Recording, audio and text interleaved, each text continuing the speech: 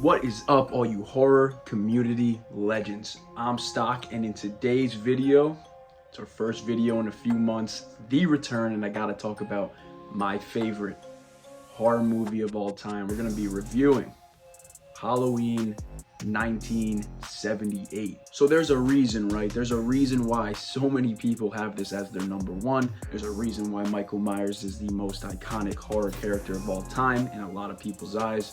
There's a reason why, how many years later, is it 40, 45 or so years later, people are still talking about this movie. People are still seeing it for the first time or rewatching it every Halloween like I do.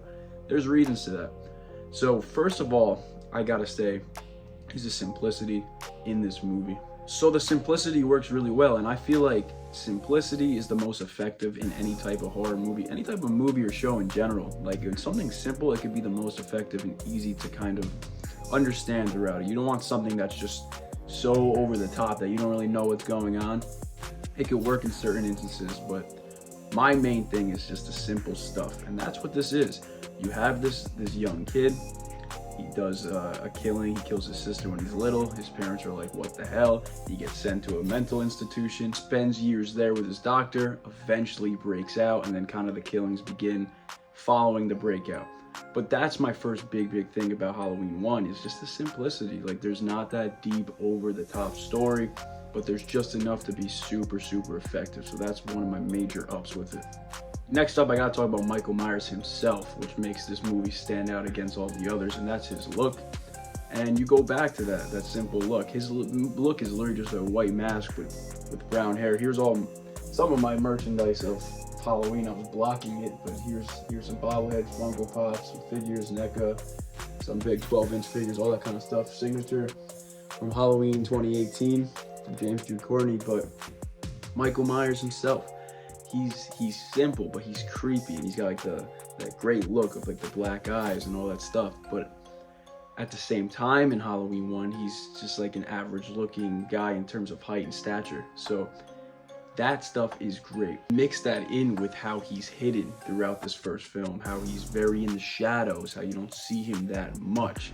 So when you do see him, it's very effective. And then you got the music too from Halloween 1. Like, come on, like that is the most iconic horror soundtrack of all time, comes from that movie, and it just works so well with his hidden in the shadows type character in the first movie, plus his look and the way he stalks everyone, stalks the babysitters, and it's perfect. It's a perfect combination. You got a main group of 3 girls. You got the final girl, Laurie, and then you got her 2 friends, and then you got, you know, the boyfriend like Bob from one of them. You got that group, which is the group that gets killed in Halloween 1. That's kind of where all your deaths come from in this movie, besides Laurie. And it works great with them because they're your classic like horror character tropes of like people that are trying to survive and they make dumb decisions and doing all. Halloween really paved the way for that in a lot of ways. I can't give it full credit because I saw Black Christmas this year, and they deserve a lot of credit too for that. But Halloween kind of elevated it to a top-notch level. And those characters are just so much fun to watch leading up to their deaths, the tension, just their dumb decisions, what they say. It just works so well. And Laurie's just an awesome final girl because she's very relatable. She's not super tough yet, but she's got that arc of where she's starting to get a little tough, so you can see how she gets tougher throughout the films going forward. Fast forward to like the new trilogy where she's like completely different, but this first one, she wasn't like that at first, but she was very relatable. Like, she was smarter than the other ones, still made dumb mistakes, don't get me wrong, like dropping the knife right next to him and all that stuff, but great final girl. You definitely want to root for her. And then you got stuff like the Sheriff Brackett. He's awesome, does his role great. And then the king, the legend, the icon, the GOAT, Dr. Loomis drives this story so much, drives Michael Myers, drives Halloween 1978 as a film, and all the movies he's in after. But he is such an important piece to the puzzle. He's my favorite horror hero of all time. And the way he talks about Michael Myers, the way he talks about the tragedies, all that stuff, it works so well with Donald Pleasence, the one who played Dr. Loomis, the way he delivers it. I don't think anyone could really do that, deliver that the way he does, and brings that to life. The face-offs him and Michael Myers have, the way at the end of the film where Dr. Loomis comes in to save the day and shoots him, it's just like all stuff that like you were like, I'm rooting for this guy. But at the same time, he's also like a vulnerable character, because there's moments throughout this film where he says he's scared. Like, he's not just not scared of his patient, like he understands his patient more than anyone, but he's still scared of him because he talks about how he's just emotionless, has no emotion, is this blank canvas of just evil, and just all that stuff just adds so well together. So something I have with movies too is like you should have like 3 characters from a first movie that you at least care about a good amount and like want to see going forward in that franchise. So you'd want to see a second, a third, or whatever. This movie definitely does that, because you got Michael Myers, which you definitely care about whether you love him or hate him. Laurie Strode, which you're rooting for. She's a great final girl, great base built for her in this first movie. And then, like I just was talking about, Dr. Loomis, which is an incredibly strong character. You got those 3 that all survived the first one or are going into the second one, so you care a lot about seeing the sequel, which is important. And the first one just does a great job at that, of you caring and wanting to see more, because the ending in general, like the mystery of the ending, you got to talk about an ending of a movie, because an ending of a movie, if it's bad, it could ruin the whole thing. Like, the whole thing could be great, and then if the ending's bad, then you're kind of just like, I mean, the ending sucked though, so like what's the point of all that build beforehand? Like, you could appreciate certain aspects, but as an overall movie, it's definitely gonna lower if the ending sucks. But Halloween 1 definitely doesn't suck. Literally, you got Laurie fighting off Michael Myers in a great fight, great tension built back and forth, great shots, creepiness, all that suspense, all of that perfectly built.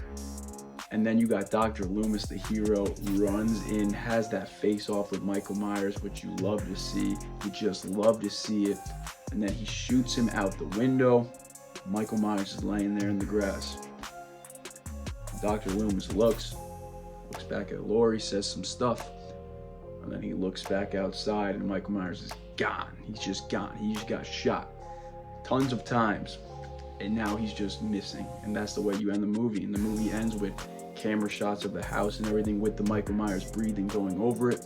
That's another thing. The Michael Myers breathing in the first one, top-notch stuff. So good in the way they did that in the first one, because they kind of took back from that in like sequels and stuff like that. They didn't do it as much, but the first one they definitely do, and that's just great. I love that piece to him. It's my favorite version of Michael Myers is the first one. It's closely followed up by Halloween 2, but that's a different review. But the way Nick Castle did Michael Myers in the OG, you can't top it. The look, the mask, how everything just fit and worked, can't top it.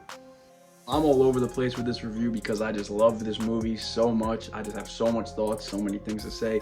I could literally even talk about the kills in it, which I love. Like, there's certain horror fans that if they see it for the first time, like of today's world, and they see this movie for the first time, they're like, it was kind of lame, it's a product of its time, which I could get.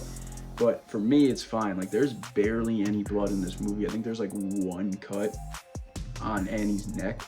I think that's it in terms of blood in this movie for the most part, but it doesn't matter. Like, the kills were still really effective. Your heart was still thumping. There was still suspense, and that's what matters. It's not just the blood and the visuals, which I love for certain things, but if something like this is like, you didn't need it, but it was still a slasher at the same time without having to do all that bloodiness. And that's just showing how much of a perfect movie that this is, and why it's still talked about all these years later. All in all, I love this movie. There's really no negative things I could say about it. Like I was saying, I grew up with this movie. I've known it for as long as I can remember. There's just that big nostalgic factor too, from going from a little kid being creeped out about it, from getting older and really appreciating it and loving it for its scariness, and just years of your life, you know, it feels like it's part of you. If something that you've seen since you were little, since you could barely remember, it really does feel like it's part of you. But Halloween 1978, you deserve this honor more than any other horror character or movie. You deserve this. So Halloween 1978, I'm about to hit you with the barn burner of a movie, because your movie thank you guys for watching this review. This was so much fun. It's got to be fun talking about your favorite movie of all time. There's just nothing that beats the simplicity of Halloween 1. I wish they stuck with that with later movies, but that's why we have the original. We can always go back to it and love it and appreciate it for what it is. But guys, thank you for watching. I'll see you next time. Horror 31st.